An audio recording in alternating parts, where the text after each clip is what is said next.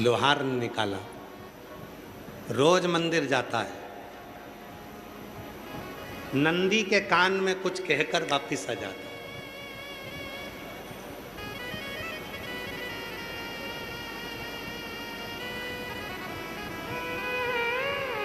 दो चीजें हैं,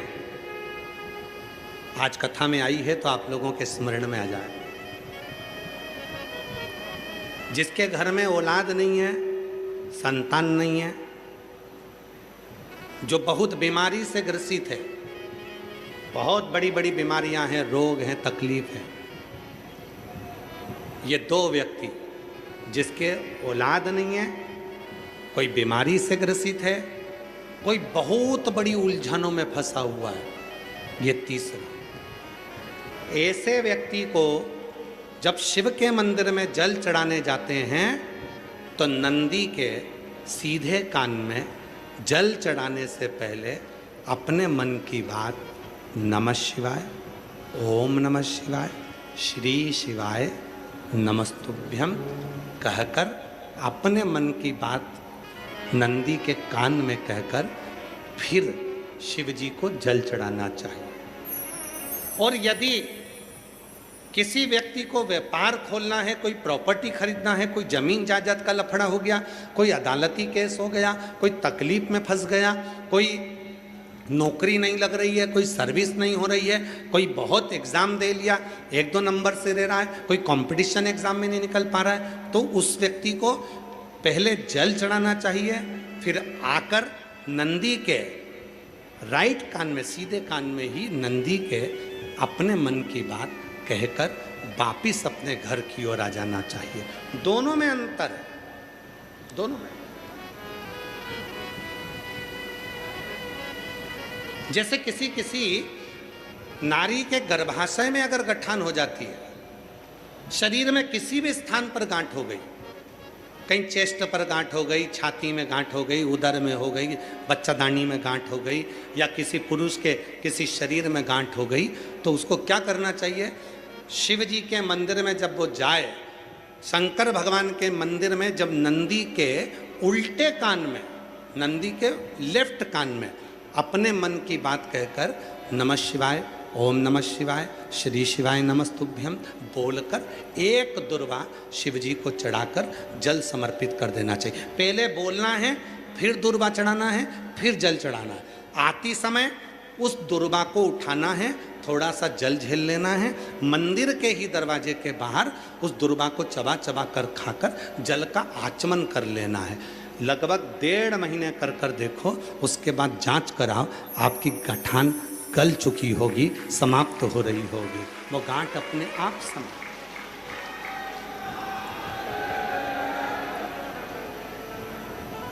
कई लोग कहते हैं गुरुजी नंदी और शिव में, नंदी उधर बैठा है, शिव जी का शिवलिंग इधर है, दोनों में ये समता का भाव क्या? महाराज, शिव जी के स्थापना के समय पर नंदी की स्थापना के समय पर नंदी और शिव जी के बीच में एक सूत्र बनता है जिसको सोमसूत्र कहते हैं। वो पत्थर में दब जाता है, उसको लोग ऊपर से टाइल्स पत्थर लगा देते हैं, एक तार जाता है। वो सूत्र नंदी के जो एक चरण है, आप लोग दर्शन करें ना नंदी का, अरे बोलो तो जम के, नंदी का एक चरण जो ऊपर उठा हुआ होता है, बाकी के चरण नंदी के सब नीचे की ओर जाते हैं, पर नंदी का जो एक चरण ऊपर की ओर उठा होता है, सोमसूत्र वहीं से शिवलिंग के पास तक जाता है जब स्थापना होती है तब। अब वो सोमसूत्र जो गया है, जो ये सूत्र गया है नंदी के पांव के पास में से, जब हम नंदी को अपने मन का भाव कहते हैं तो नंदी का वो सोम सूत्र के माध्यम से वो शब्द शंकर के मूल केंद्र बिंदु पर चले जाता है और शिव जी हमारे दुख को मिटाना प्रारंभ कर देते हैं, हमारी तकलीफों को मिटाना प्रारंभ कर देते हैं। उठाओ, कितना सुंदर का है। कोई व्यक्ति व्यसन में डूबने लगा, अपना लड़का, अपना बेटा जिसको आप मदिरा के नशे में देखना नहीं चाहते, अपना बेटा, अपना बच्चा जिसको आप व्यसन में नहीं देखना चाहते, और सूचना मिल रही है कि वो व्यसन कर रहा है, नशा कर रहा है, के परेशान हो गए, नशा मुक्ति केंद्र में छोड़कर आ गए, वो नशा छोड़ने को ही तैयार नहीं है। तब नंदी का जो पैर उठा हुआ होता है उसी पैर के पास में एक छोटी सी कटोरी में जल रखा जाता है, छोटी सी कटोरी में जल, उसमें एक बेलपत्र डाल दिया जाता है। महाराज, जब आप शिव जी के मंदिर में जाओ, नंदी के उस चरण के पास में कटोरी में जल रखेंगे बेलपत्र डालकर, और अपना जो एक लोटा जल लेकर आए हो वो शिव जी को चढ़ाओगे, प्रार्थना करोगे। जल चढ़ाने के बाद आप जब वापिस आओगे, उसी कटोरी को जो बेलपत्र रखा हुआ जल है उसको लेकर आई है, और जो व्यसन में डूबा हुआ व्यक्ति है, जो बच्चा नवयुवक नशा नहीं छोड़ रहा है, उसको धीरे धीरे रोज प्रतिदिन वो जल थोड़ा थोड़ा रोज का देना प्रारंभ करिए। धीरे धीरे उसको व्यसन से नफरत होने लगेगी और वो छोड़ना प्रारंभ कर देगा। व्यसन का कितना भी ग्रसित होगा, वो धीरे धीरे धीरे धीरे उसको छोड़ देगा। नशे, ये नंदी का एक चरण जो ऊपर होता है, धर्म का चरण, ये कोई साधारण चरण नहीं है नंदी का। ये नंदी का कोई साधारण चरण नहीं है।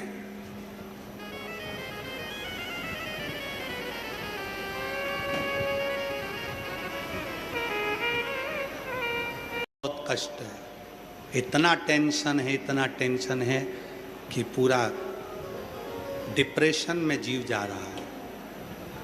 पहुंच जाओ नंदी के पास, बैठ जाओ नंदी के पास में, जो चरण उठा हुआ है उसी के पास में बैठ जाओ, नंदी के बिल्कुल बाजू पास। कुछ देर ओम का नाद करना प्रारंभ करिए।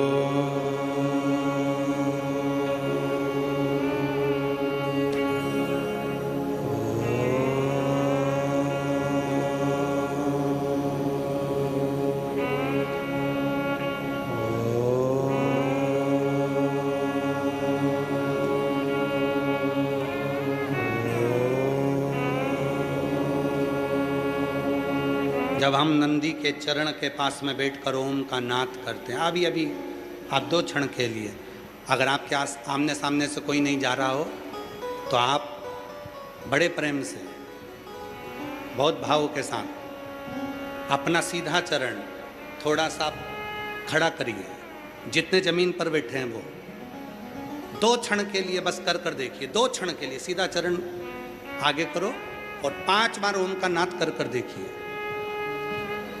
कमर दुख रही है, पीठ दुख रही है, सिर दुख रहा है, डिप्रेशन हो रहा है, टेंशन है, 5 बार ओम का उच्चारण करना है आपको। केवल चरण आप इस तरह से इसको चरण को रख लो, बस केवल इस चरण को खड़ा करो और साथ में ओम का लंबा नाद करेंगे। सब साथ में बोलेंगे, सबके मुख से शब्द निकलना चाहिए और अच्छा लंबा स्वर निकलना चाहिए, अच्छी आवाज़ निकलना चाहिए, एकदम गुप्त चुप रहकर नहीं, लंबा स्वर।